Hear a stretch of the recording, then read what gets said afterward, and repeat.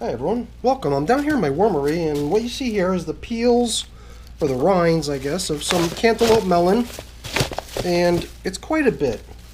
And I've got 2 bins that I plan to feed, but I still think it's more than I need to feed 2 bins, so I'll use what I can. The rest will go back in the freezer. It just seemed easier to bring the whole box down here with all the cantaloupe rinds in it. And I've also got a couple days worth of coffee here, so why don't we get to work?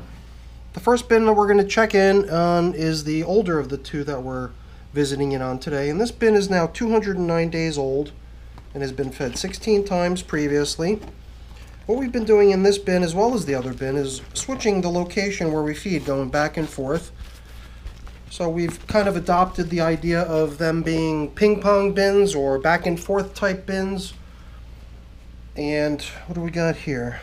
Got a worm hanging out on the surface, which I guess is usually a pretty good sign. I could see a little bit of moisture over here on the edges, oddly enough, and more dry under where the coverings were.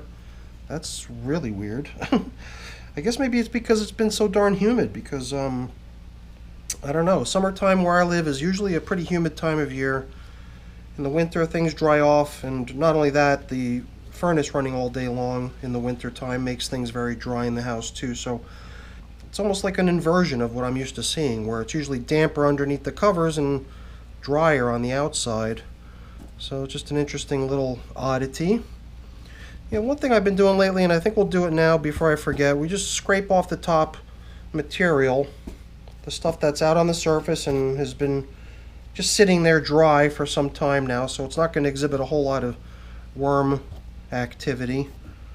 So it's almost like a distraction. I like to try to push it out of the way, at least to get a sense of what the place looks like, or what the bin looks like when you pull away all that dry stuff that's just sort of floating out on the top. And that's when you start getting a nice view of how things in here look. Lots of nice castings.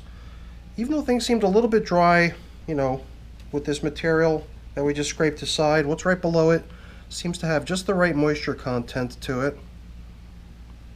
Lots of nice flaky castings, really nice. So the coffee filter, you may have noticed, was resting over on this side of the bin, indicating to us that that was where we last fed. So we'll check over there first to see how that last feeding did. It was stuff like cucumbers and one other thing. I forget, 2 ingredients that I knew would go pretty quickly. I knew there was worm chow in there too. But we did use a couple of large chunk pieces of bedding, like just entire chunks of newspaper, just crumbled up a little bit, if I remember correctly. So I was just wondering how that stuff fared, because that might last a little longer than the foods that you put in. It's been 15 days since we last checked in on these 2 bins. Both of these bins have been getting fed together now for the past few check-ins. And I guess the whole reason was we just created sort of the theme of systems that are being fed going back and forth from side to side. And you know, we're bumping into stuff that is just leftover bedding bits, and stuff like this I guess survives getting chewed up because looks like it's just folded over. We'll just add all that stuff to this little pile here. Although, you know, I do like to usually leave whatever was in that side alone so that it just continues to break down as it would have if we had not checked in. So that maybe even at the next check-in we can really see what happened to this side over that entire duration of time that lapsed before we got back to that side to feed. So yeah, you know what we'll do is we'll just leave everything more or less the way it is. But the things that we usually move out is this thing. This is the stem of a pumpkin. And then the other thing that I pulled out before was a cork. Seems so weird. It's as if the cork might already have some holes or cracks or something in it. It almost seems like worms are actually in the cork. I never really spent a lot of time examining what the worms are doing with the thing, but it does seem like they always are curious about it and are always hanging around on it. Now that I guess it's starting to develop some cracks, they're actually starting to climb into it. Interesting. Lots of nice castings over here. Some leftover bedding, but not too much. I did almost expect to see more. I certainly didn't expect to see any leftover of the food. You know, those pieces of cucumber they got and whatever else it was, I forget. Worm chow. that stuff would have definitely gotten gobbled up pretty quickly, especially the cucumber peels, I believe. I believe that those are just one of the things that are right there on the top of their list of favorites. So why don't we just slide everything over to this other side temporarily. What we could do with all this stuff is drop it down into the feeding area so that even though it was sort of neglected, dry material, didn't get a whole lot of attention over the past couple weeks by being on the surface, now we'll put it right into the place where there's the most worm activity, right down in the feeding area. And that's going to be over on this side. And then we're going to retire this coffee filter. We won't indicate where we last fed with this one. This will just become bedding too. We'll just use one of the new filters that I've got with the coffee that we're bringing in here. So you know what? This will be the coffee that we feed to this system. We'll bring this right in as long as we're showing it. But before we get over to opening up the hole where we're going to feed, I just also like to check out the middle of the bin. Just always seems like an interesting place that never gets fed since we're going side to side and feeding on either edge.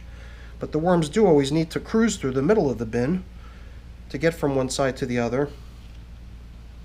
There's a good number of worms hanging out down here in the middle. Almost as if there's even more here than was in the last feeding area, don't you think? Maybe they've gone ahead and decided that they're done wiping out the food supply that was in that last feeding area, and now they're just roaming around looking for a better place to be. It is a very warm day, I must say. So maybe they're just kind of huddling in the middle of the bin looking for the coolest material. I don't know if maybe the outer edges or the top and bottom surfaces might be getting warm from the surrounding air, and maybe it's just nice and cool in the middle. Maybe that explains why the worms are all hanging out down here in the middle. But let's get on to excavating the side of the bin where we are going to be placing today's feeding. Like I said, 15 days since we last checked in on this bin, and this is not even the side that we fed last time. This is actually the side that was fed 2 feedings ago. And that might take us back about a month. So why there's so many worms in here, I do not know. It's pretty cool though. Fun to see. Seems like an awfully heavily populated bin. And I think that's why we're going to go pretty big. I'm going to grab some bedding. I'd like to use large chunks of bedding again like I've been doing in some of my older bins like this. This bin being over 200 days old, 209 days old. Receiving now its 17th feeding. I don't want to have little tiny shrapnel size stuff. If there's a big piece of bedding I put in here with the feeding, it seems like if I needed to I could just pull the whole thing out in one piece maybe. If I decided it was suddenly time to go to harvest the castings or something. I don't know. I don't know why that seems like a smart thing to do, but I think that's the reason I've been going with large chunks of bedding in some of my older systems and saving the fine shredded stuff for younger systems. But I'm gonna go get some paper that we could use here. Yeah, it's right here. Okay. This is a pretty good sized piece of paper, as you can see. I figured if we just kind of crumble it up a little bit, it should fit right across the bottom into where we want to place today's feeding. But I want to use a lot more bedding than that. You know what? I'm going to go grab some napkins too.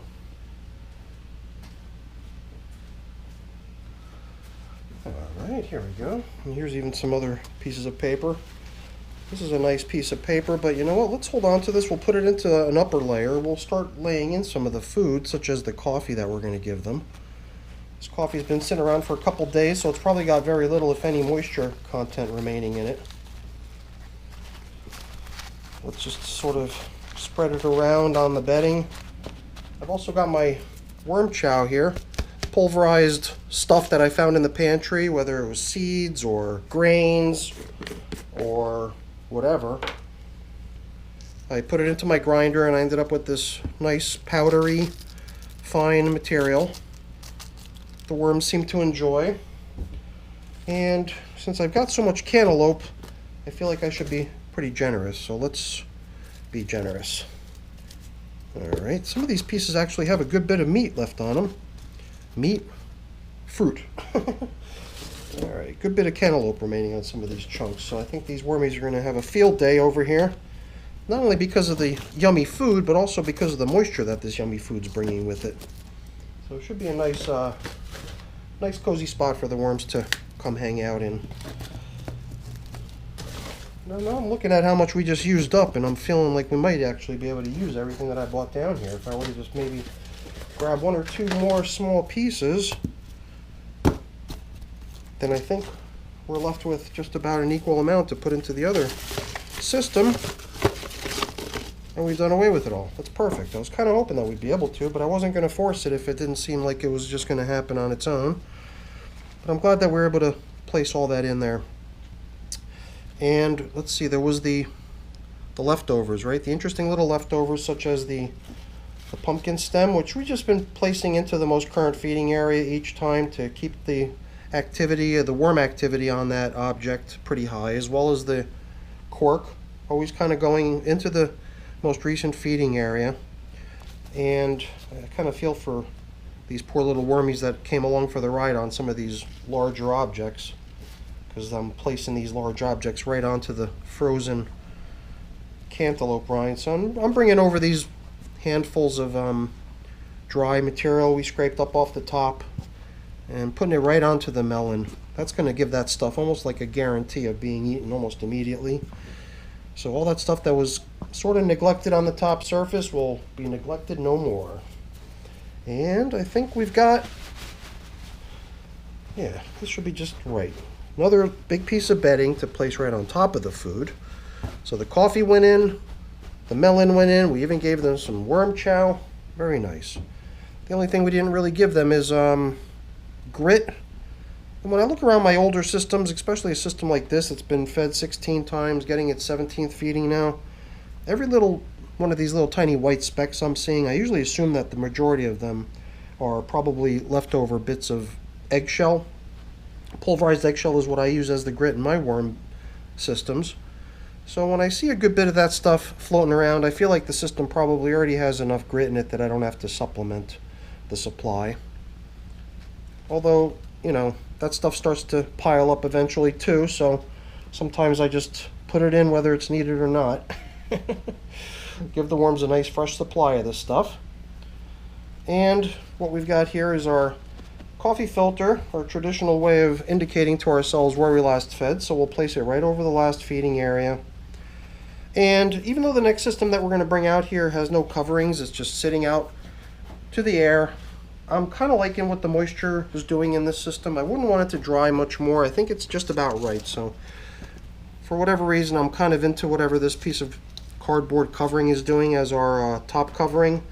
So I'm keeping it, and we can move on to the next bin and get them fed. Here we go. Okay, same story here. We used the coffee filter to show ourselves where we last fed.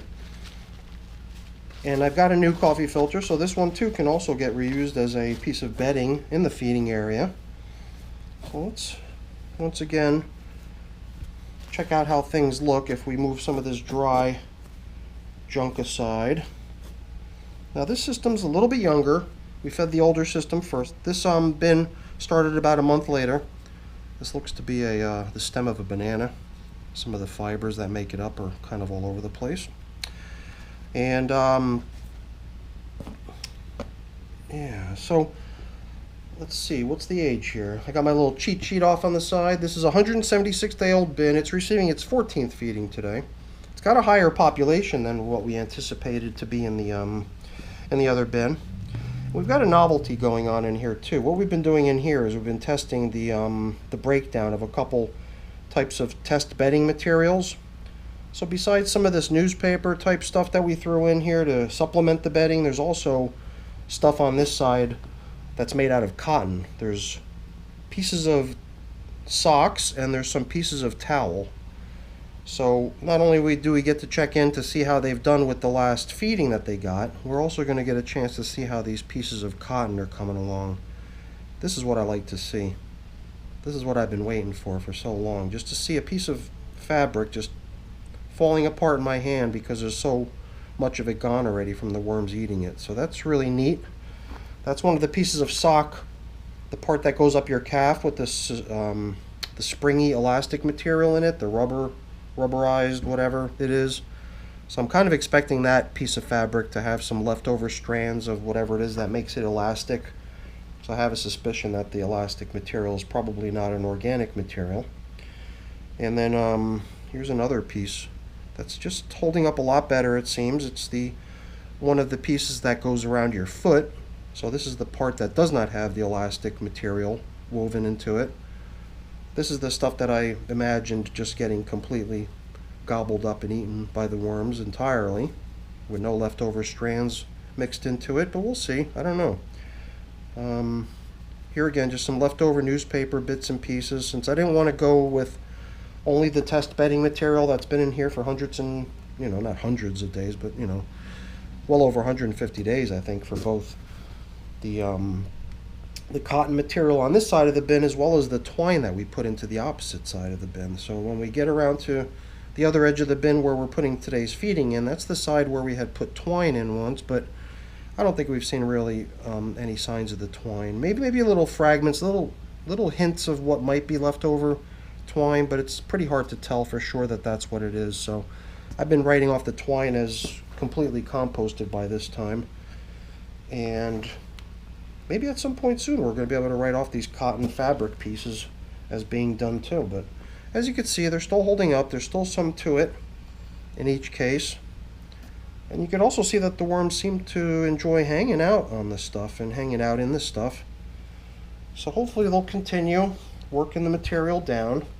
It's just that we come back in here every other feeding and we set up the feeding for them in the other end of the bin, and we sort of distract them from continuing work on the fabric materials. And it's making me wonder if we'd be better off just maybe even taking the same way we took the pumpkin stem and the cork with the most recent feeding. I'm wondering if we'd be best off at this point treating the twine as totally toast at this point. No more twine remaining, and that we're just really testing how the cotton's going to continue on down the road. And maybe just move it from side to side along with the feeding. And this way we'll maybe be focusing some extra worm activity onto the cotton to help it break down more quickly. So I'd like to hear what people think. I had that brainstorm a few days ago that it might be a good idea to do that, and I think since we've already kind of gathered up all the cotton objects here, I think I got them all. I think we're going to do just that. We're going to head over to the other side of the bin, the twine side of the bin, which is the side that I believe is due for the feeding today. I'm pretty sure it was the cotton side that we fed last time, although I'm not so sure.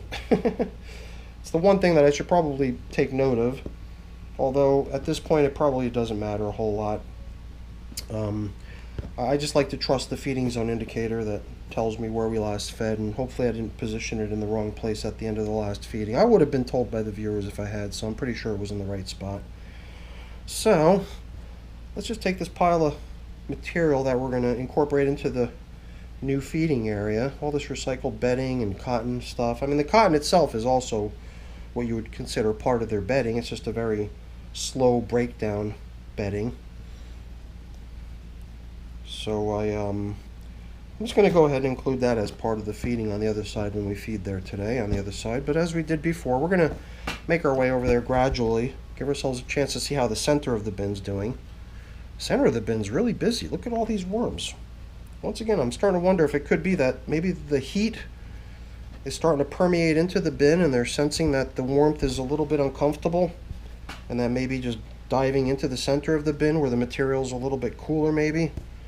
Maybe that's why they're congregating in the middle. Once again, it does seem to me almost as if the center of the bin has a little bit more activity in it than the side that had the most recent feeding, but I could be wrong. Okay, this piece of banana stem can get recycled in with the stuff we're putting into the feeding area too. So this is going into the feeding area. Got a nice collection of stuff that we could put in there, even all this scraped up dry stuff, which would probably benefit from a little bit extra worm activity if it was submerged below the surface. We're going to include that with the feeding too. Okay, let's begin excavating the hole so we could drop in today's feeding for these guys, and then we'll be done. Done feeding our two back and forth style bins. Well, here too you can see a good number of worms hanging out. It just seems to me like, I don't know, somehow this bin doesn't have any sort of one particular spot where there's more worms than anywhere else. Perhaps it's just because 15 days after feeding stuff like cucumber and whatever else that was put in here, they probably come in and do away with that stuff within the first few days, and then at that point the whole bin is more or less the same stuff. There's no more hot spots of food supply anywhere because they've done away with what they got. It makes me wonder if I should be checking in more frequently than once every 15 days. I mean, I looked through the material and I could see stuff all over the place, little fragments of bedding type material, little food scraps all over the place. So I assume that these worms are doing just fine without me needing to constantly feed them. If they're not eating the most recently added stuff, I'm sure they're doing just fine with stuff that's just floating around within the material, those leftovers. So I'm going to grab another piece of newspaper to place down in the bottom. I also grabbed another napkin that we could use in here. Let's see. There we go. This is actually a few pieces of newspaper. But since I think this bin probably has a slightly larger population, I believe according to my records at least, when we started these bins and we made the estimate of how many worms we were launching each system off with, this system was launched off with an estimated 1599 worms, so basically 1600 worms, versus the other bin that we just fed having 1334 estimated starting population. So maybe we've got ourselves a slightly more hungry bin here, so maybe putting in a little bit extra bedding for them would be a good idea. So they're going to get that coffee as well as the filter as their feeding zone indicator. But let's start bringing in these things that we want to get back into service with the feeding area. We're going to bring all this cotton over, all these chunks of socks, towel, leftover scraps of whatever was floating out on the top surface. And there's like a nice chunk of newspaper sitting right below that, some coffee. Maybe we can even douse it with a little bit of worm chow. And then in can come, oh wait, no, the coffee didn't go in yet, did it? So let's get that in there. Maybe we'll even save a little bit to sprinkle on the top. That's a nice combination there. This is also going to go in as supplemental bedding, recycle the old coffee filter so we can bring in and use the new one. Now that's a nice big chunk of watermelon rind, or cantaloupe rind, not watermelon. Very nice. Nice big chunks of food for these guys to work on. This does appear to me like a slightly larger feeding than they got 15 days ago.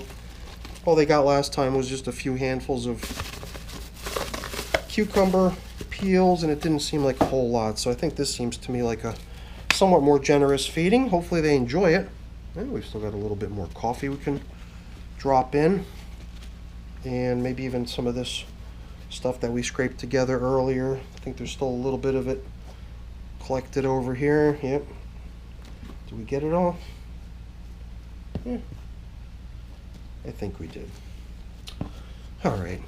This is taking a lot longer than I thought it would be. It's such a hot day. I really came down here thinking I would just try to get this over with 1, 2, 3 so I can get back upstairs into the air conditioning, but looking at how long the camera's been rolling, it's been going for a while now, so I think it's time to finish up here. And we're done anyway, so it's not like I'm doing anything special here.